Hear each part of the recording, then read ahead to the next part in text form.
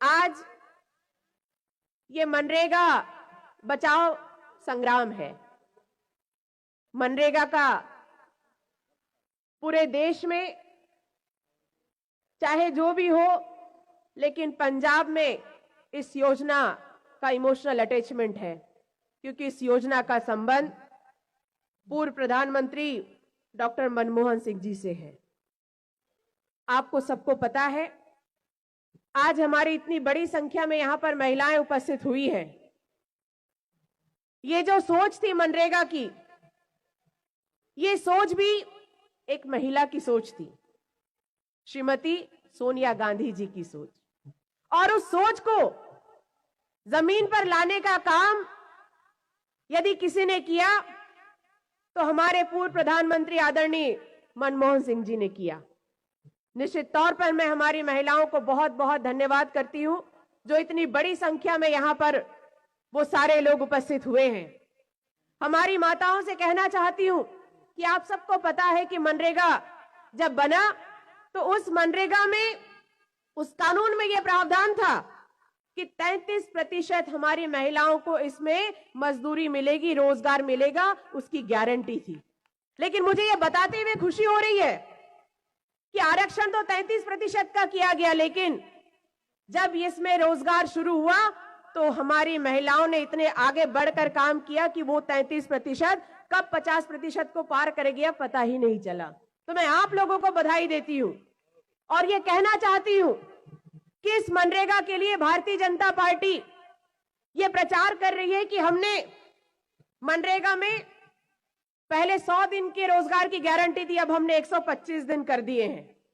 मैं आप लोगों को बताना चाहती हूं कि 100 दिन के रोजगार की बात जब हो रही थी तब भी भारतीय जनता पार्टी की सरकार थी, कोई कांग्रेस की सरकार नहीं थी। पिछले 11 सालों से भारतीय जनता पार्टी की सरकार है। 100 दिन का रोजगार तो बहुत दूर की बात है, 50 से 60 दिन भी रोजगार वो दे नहीं पा रहे हैं और 125 दिन देने की बात कर रहे हैं। किसे झूठा सपना दिखा रहे हैं? ये बातें तो हमारी महिलाएं भी समझती है, हमारे मजदूर भी समझते हैं कि भारतीय जनता पार्टी बातों का जमा खर्च है, इसके अलावा और कुछ नहीं है। आज जब भी मनरेगा की बात आती है तो आज की जो योजना इन्होंने लाए हैं वो क्या कहते हैं कि हमने इसका बजट बढ़ा दिया है। पहले बजट हुआ करता था 88,000 करोड़ रुपए और अब ये बजट बढ़ाकर शिवराज सिंह चौहान जी जो कृषि मंत्री है, जो ग्रामीण विकास मंत्री है, वो कहते हैं कि अब हमने 88 करोड़ का बजट बढ़ाकर 152,000 करोड़ कर दिया है। 1,52,000 करोड़ बजट बढ़ा दिया है। लेकिन वो ये कभी नहीं बताते कि हमने बजट तो बढ़ा दिया है, लेकिन सामने 60-40 का बैरियर भी लगा दिया है। और ये 60-40 का बैरियर ऐसा है कि जितना बजट का आपने इसमें प्रावधान करके रखा है, ये सरकार इस बजट को हाथ भी नहीं लगा सकती, खर्च नहीं कर सकती। क्योंकि मैं जिस प्रदेश से आती हूं, मध्य प्रदेश से मैं आती हूं, शिवराज सिंह चौहान जी वहां पर मुख्यमंत्री रहे।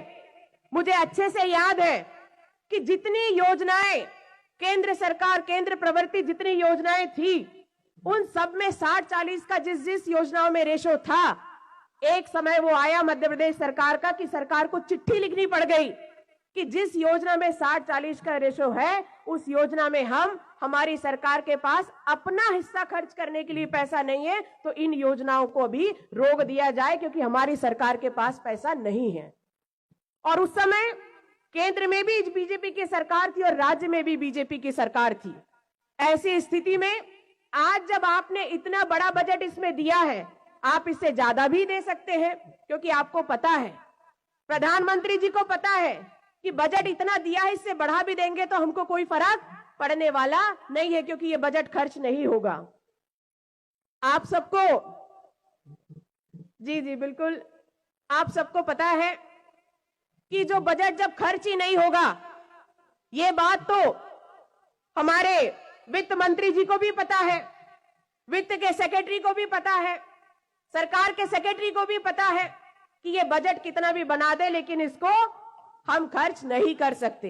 तो मैं आप सब लोगों से कहना चाहती हूं कि आप सब ये इस संग्राम में आए हैं।